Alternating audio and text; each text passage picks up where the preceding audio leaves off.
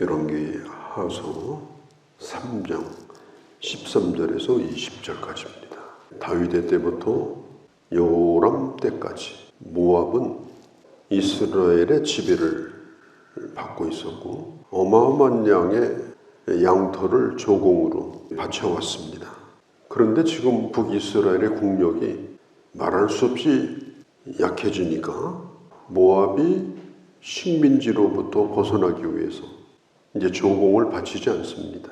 막대한 수입이 끊어지게 생겼으니까 모압을 혼내주려고 전쟁을 일으킵니다. 에돔도 동원하고 또 남유다의 여호사밧 왕도 동원해서 삼국이 연합군을 이뤄가지고 이제 모압을 치고자 해요.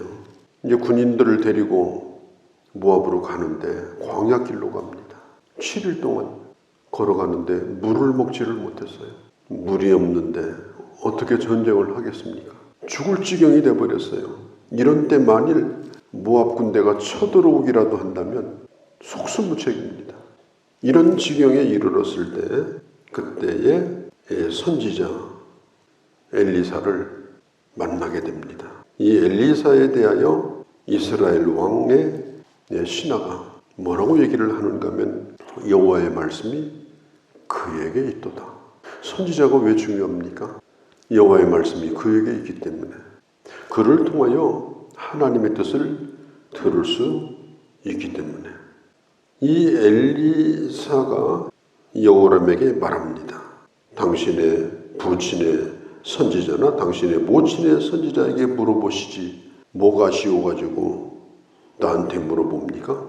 만일 여호사밧이 아니라면 내가 여기 오지도 않았습니다. 이렇게 얘기를 해요. 근데 여호람이 이런 말을 해요.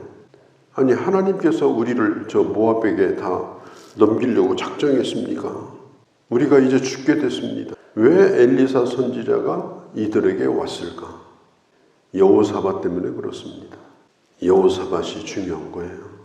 말씀을 사모하는 한 사람, 그 한 사람 때문에 그 가족이 하나님의 음성을 들을 수가 있고 그 공동체가 하나님의 음성을 들을 수가 있는 거예요.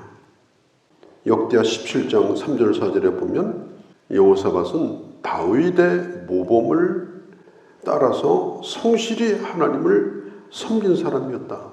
이 여호사밧이 요청을 하니까 하나님의 종인 엘리사가 오게 된 거예요.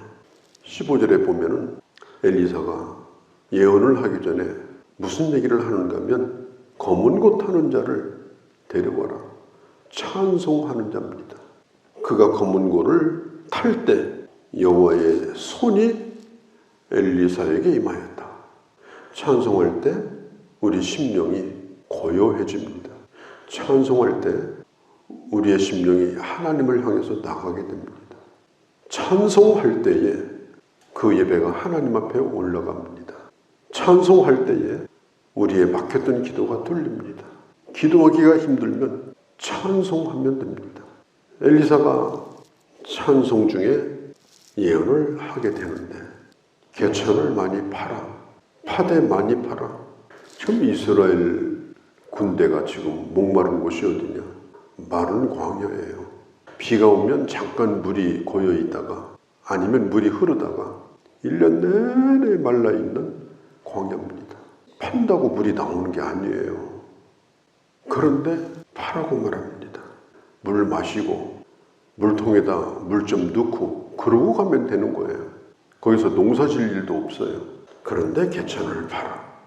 놀라운 것은 에돔 쪽에서부터 갑자기 물이 흘러내려오기 시작해서 바람도 불지 않고 구름도 낀 적이 없고 비도 오지 않았는데 그 개천에 물이 가득하게 되었다. 짐승도 충분히 물을 마시고 사람도 충분히 물을 마시게 되었다. 지금 우리가 살고 있는 시대가 어떤 시대입니까? 메마른 시대입니다. 특별히 영적으로 메말라 있습니다. 전도가 안 됩니다. 전부 메마른 광야입니다.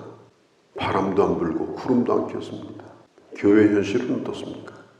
여름이 됐는데 여름 성경학교를 안 합니다.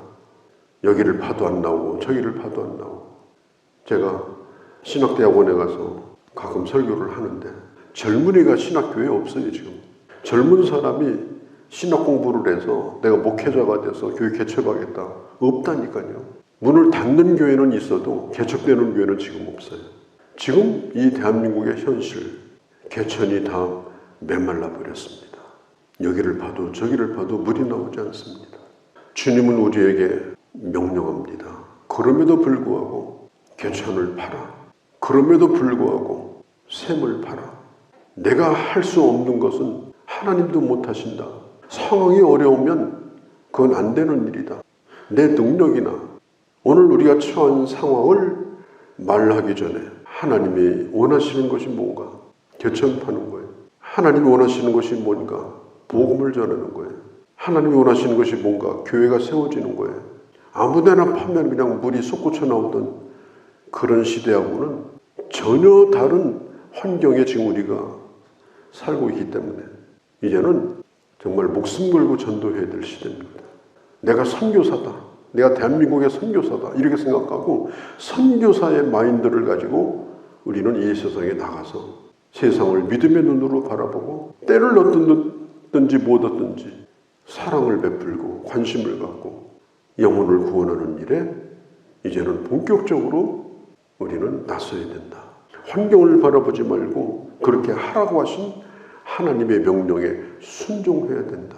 우리 교단을 만드시고 우리 교단 신학교를 세운 김시선 박사는 신학교 강단에서 학생을 가르칠 때 그는 눈물을 흘리면서 말했습니다.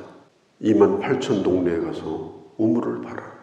메마른 이 땅에 28,000 동네에 가서 우물을 팔아. 교회를 세우라는 말이기도 하지만 이 메마른 땅에 땅 탓을 하지 말고 하나님의 능력을 믿고 복음을 전해서 교회를 세우고 개척을 해라. 정말 그런 시대가 오늘 우리에게 왔습니다. 그 말에 순종하여 많은 신학생들이 교회를 세웠는데 지금은 전혀 현실이 달라요. 젊은이가 없는 거예요. 정말 우리가 정신을 차리고 영혼 구원에 이제는 정말 집착을 하고 주님의 명령대로 환경을 바라보지 말고 광야일지라도 구름이 없고 바람이 없다 할지라도 우리는 주님의 명령에 따라서 개천을 파는 일을 해야 된다. 거기에 우리 목숨이 달려있다. 물이 안 나오면 다 굶어 죽는 거예요. 누구를 먹이기는커녕 나도 굶어 죽는 거예요. 내가 살기 위해서라도 이제는 샘물을 파는 일을 해야 된다. 내가 할 수 있는 일만 하나님 하시는 것이 아니고 하나님은 능치 못할 일이 없다. 우물 파는 일은 삽자로 가지고 파는 게 아니고 믿음으로 파는 것이고 순종함으로 파는 것이다. 이 삼군연합군이 그 말씀에 순종해서 우물을 팠을 때 그들은 충분히 물을 먹고 힘을 냅니다. 그렇게 해가지고 모압 땅으로 들어가서 모압의 그 아름다운 그 성읍을 치고 좋은 나무를 다 베버리고 성을 메우고 그리고 좋은 밭을 다 헐어버리고 일단 그것을 점령하게 되어집니다. 그런데 이 모압이 가만히 있겠습니까? 이제 반격을 하려고 군대를 모아서 진을 치고 있는데 아침 해가 뜨면 하늘이 벌겋잖아요. 먼 데서 무슨 막 붉은 물빛이 보이는데 비가 온 적도 없고 물이라는 건 구경할 수 없는 땅인데 뭐가 벌게요. 그래서 저 삼군 연합군이 저들끼리 싸워가지고 지금 피바다를 잃었구나. 스스로 짐 자멸하고 있구나. 우리는 이제 전리품 거두러 가면 된다. 그래가지고 착각해서 무서운 줄 모르고 달려들다가 이 모압 군대가 크게 패배하게 되고 모압의 성읍은 완전히 황폐하게 되어지는 그런 승리를 거두게 됩니다. 이렇게 엄청난 일을 겪은 모압이 그들이 섬기는 우상이 그노스 우상이거든요. 이 모압 왕이요 놀라운 일을 해요. 자기 아들 홍태자를 죽여가지고 자기들이 믿는 우상에게 공개적으로 제물로 바쳐요. 우리 죽기로 싸우자. 이 싸움에서 지면 우리나라는 완전히 이제 끝난다. 자, 이런 상황이 되니까 이게 모압 군인들이 막 돈이 벌게 가지고 흥분이 돼서 미친 사람들처럼 몰려오기 시작하는데, 그때에 이 연합군이 저렇게 흥분된 사람하고 싸우면 안 된다. 이미 이겼으니까 그냥 물러나자. 혼만 내주고 물러남으로 전쟁이 끝이 나게 됩니다. 누가 이겼느냐? 3군 연합군이 이긴 게 아니에요. 하나님이 이기신 거예요. 엘리사가 이긴 거예요. 말씀대로. 하나님 말씀을 귀여겼던 여호사밧이 이긴 것입니다. 사막에서 살려주시고 모압에 대하여 승리를 거두게 하신 기록이 바로 오늘 이 본문의 말씀입니다. 정말 이 땅은 메마른 땅이 되었습니다. 사람들의 마음이 얼마나 강팍한지 이루 말할 길이 없어요. 지금 이 세상은 정상적인 세상이 아닙니다. 진리가 힘을 잃으니까 지금 악한 것들이 이 세상을 덮으려고 사람들의 마음이 그렇게 지금 미혹되어 있고 지금 강팍한 거예요. 코 박고 잠잘 때가 아니에요. 교회 저절로 될 거다 이렇게 생각하면 안 돼요. 교회 책임은 다 목사 책임이다. 나는 내 책임이라고 여기지만 여러분들은 목사 책임이라고 말하면 안 돼요. 여러분은 여러분 책임이에요. 내가 할 몫을 하면 되는 거예요. 그게 정상입니다. 그렇게 해야 하나님의 교회가 됩니다. 그렇게 해야 하나님의 나라가 메마른 땅에서 샘물이 터지는 역사가 일어나는 것입니다. 그런 하나님의 기적을 믿고 28,000 동네에 가서 샘물을 팔아.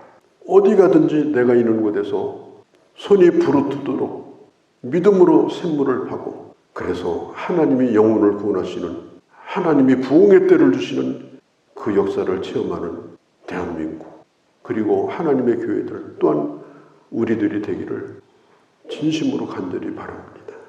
거룩하신 우리 아버지, 우리가 살고 있는 이 땅은 내가 먹을 물조차 남을 먹이기는커녕 나도 목마른 그런 갈증을 느끼는 이런 시대를 살고 있습니다. 이제 정신을 차리게 하시고 마지막 때 믿음을 보겠느냐라고 말씀하신 주님의 말씀처럼 이 시대가 그러합니다. 아버지, 그러함에도 불구하고 은혜의 그릇을 준비하고 개천을 준비하고 채워줄 줄을 믿고 순종하며 때를 얻든지 못 얻든지 아버지 말씀대로 아버지 하나님 따라가는 저희가 되게 하여 주옵소서. 연약한 자들을 통하여 하나님의 일을 이루시는 주여, 저희들을 통하여 주의 뜻을 이루어 주시고 우리 교회를 통하여 이 광야 같은 이 땅 위에 샘물이 터지는 역사를 이루어 주옵소서. 우리 주 예수님의 이름으로 기도하옵나이다. 아멘.